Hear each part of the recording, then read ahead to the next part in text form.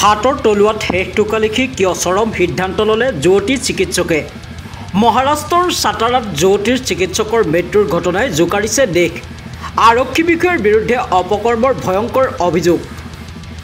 এগৰাকী যুৱতী চিকিৎসকৰ চৰম সিদ্ধান্তৰ ঘটনাই কঁপাইছে মহাৰাষ্ট্ৰৰ সাতাৰা জিলা। হাতৰ তলুৱাত শেষ টোকা লিখি এগৰাকী যুৱতী চিকিৎসকে বাছি ল'লে চৰম পন্থা। যুৱতী চিকিৎসকগৰাকীয়ে হাতৰ তলুৱাত লিখি যোৱা শেষ টোকাত লিখা আছে গোপাল বদানে আৰু প্ৰশান্ত বাংকৰ নামৰ দুগৰাকী আৰক্ষী বিষয়াৰ নাম। এই দুগৰাকী আৰক্ষী বিষয়াৰ নিৰ্যাতনৰ বলি হৈ চৰম সিদ্ধান্ত লোৱাৰ অভিযোগ আনিছে পৰিয়ালৰ লোকেও।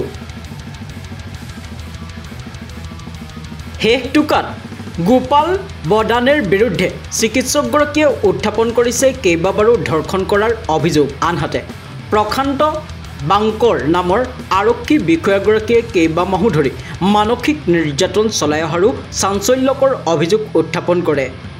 অভিযোগ অনুসৰি এটা মৰণোত্তৰ পৰীক্ষাৰ প্ৰতিবেদন সাল সলনি কৰিবলৈ চিকিৎসকগৰাকীক হেঁচা দিছিল আৰক্ষী বিষয়া দুগৰাকীয়ে।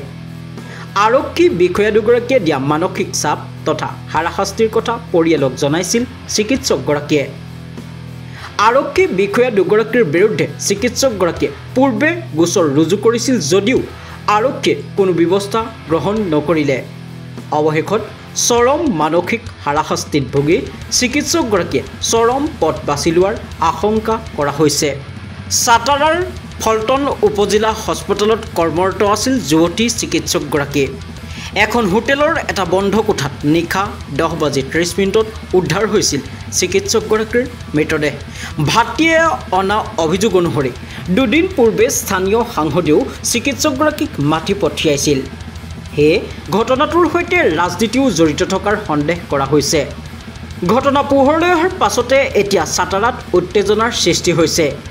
অভিযুক্ত দুয়োগৰাকী আৰক্ষী বিষয়াক তাৎক্ষণিকভাৱে নিলম্বনৰ লগতে ঘটনাৰ উচ্চ পৰ্যায়ৰ তদন্তৰ দাবী উত্থাপন হৈছে।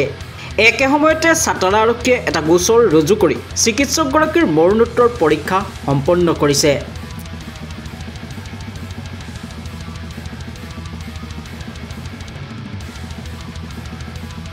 নেশ্যনেল ডেস্ক, নিউজ এড আছাম।